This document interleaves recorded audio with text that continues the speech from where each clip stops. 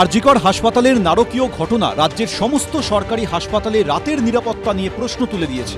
এই পরিস্থিতিতে গভীর রাতে তাম্রলিপ্ত মেডিকেল কলেজের নিরাপত্তা ব্যবস্থা খতিয়ে দেখতে গেলেন পূর্ব মেদিনীপুরের জেলাশাসক। বুধবার রাত 11টার পর হাসপাতালে যান জেলাশাসক পূর্ণেন্দু মাঝি, সঙ্গে ছিলেন পুলিশ সুপার। একাধিক ওয়ার্ড, হাসপাতালের ক্যাম্পাস ঘুরে দেখেন তারা। হ্যাপি ফ্যামিলির হ্যাপি স্মাইল, কসমো বাজার, পুজোয় স্টাইল। খবর পেয়ে তড়িঘড়ি হাসপাতালে যান অধ্যক্ষ ও সুপার। গভীর রাতে দেখতে হবে এখানকার গভীর রাতে এখানকার সিকিউরিটি কেমন রয়েছে, হসপিটালে কেমন চলছে, পেশেন্টরা কেমন রয়েছে, তাতে কোনো অসুবিধা হচ্ছে কিনা, ডক্টররা রাউন্ডে আছেন কিনা, ইমার্জেন্সি সব কাজ ফাজ ঠিক হচ্ছে কিনা। এখানে এত পেশেন্টের ডিমান্ড, এত পেশেন্ট আসছে, প্রায় অলমোস্ট ডবলের বেশি পেশেন্ট আছে।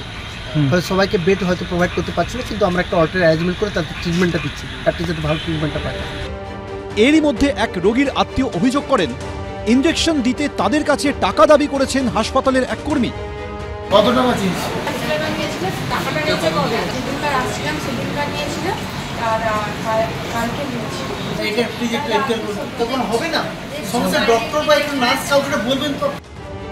অভিযুক্তকে দ্রুত চিহ্নিত করে ব্যবস্থা নেওয়ার আশ্বাস দেন জেলাশাসক।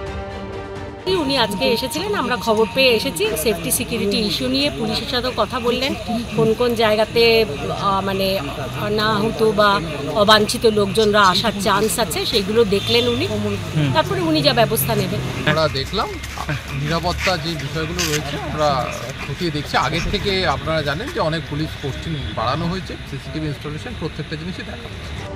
জেলাশাসক জানিয়েছেন হাসপাতালের বাইরে পুলিশ কিয়স্কের ব্যবস্থা করা হবে। বিজন Chakraborty, ABP Ananda, Purba Medinipur. All principal now became the chairman of the রোগী কল্যাণ সমিতি। সরকারি হাসপাতালে রোগী কল্যাণ সমিতি নিয়ে অভিযোগ দীর্ঘদিনের। আরজিকর কাণ্ডের প্রেক্ষিতে জুনিয়র ডাক্তাররা যে দাবি দাওয়া তুলেছিলেন তার মধ্যে অন্যতম ছিল রোগী কল্যাণ সমিতির পুনর্গঠন। 14 সেপ্টেম্বর স্বাস্থ্য ভবনের সামনে জুনিয়র ডাক্তারদের ধর্নায় গিয়ে কার্যত অরাজনৈতিক রোগী কল্যাণ সমিতি গঠনের আশ্বাস দিয়েছিলেন মুখ্যমন্ত্রী। বৃহস্পতিবার সমিতির গঠন সম্পর্কে বিস্তারিত জানান তিনি। রোগী কল্যাণ সমিতি যেটা আমি বলেছিলাম ভেঙে দেওয়া হবে, ওটা পুরো ভেঙে দিয়েছি। All principal now became the chairman of the রোগী কল্যাণ সমিতি। এবার তাদের ওখানে এমএসবিপিও থাকবে মেম্বার, একজন করে জুনিয়র ডাক্তার, একজন করে সিনিয়র ডাক্তার বা এইচওডি, সিস্টারের পক্ষ থেকে একজন এবং পাবলিক রিপ্রেজেন্টেটিভ একজন থাকবে। তারাই হসপিটালের দায়ভার গ্রহণ করবেন, দায়িত্বশীলতা গ্রহণ করবেন।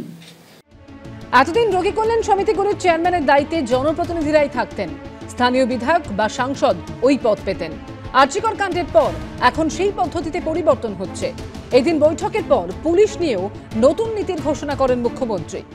পুলিশের রিক্রুটমেন্ট করতে একটু টাইম লাগে, তাও আমি বলেছি বেশি টাইম না নিয়ে ডাক্তাররা যেমন আমি এখন অ্যালাউ করে দিয়েছি, যারা পিজিটি করে মনে করুন বা এমএস করে, এমডি করে, নানা রকম আছে, তো তারা ডাব্লিউবি মানে ইন্টার্ন করবার পর তাদের আমি বলেছি তারা পড়াশোনাও করবে, আবার তারা চিকিৎসাটাও করবে, সেরকম পুলিশের ডিউটিও করবে, আবার ট্রেনিংটাও নেবে।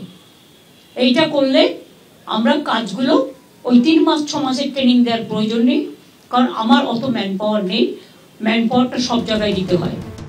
বৃহস্পতিবার নবান্ন সভাঘরে রাজ্যের সব মেডিকেল কলেজ ও হাসপাতালের অধ্যক্ষ, সুপার, বিভাগীয় প্রধান, জেলা মুখ্য স্বাস্থ্য আধিকারিক, জেলা শাসক এবং পুলিশ সুপারদের সঙ্গে বৈঠক করেন মুখ্যমন্ত্রী।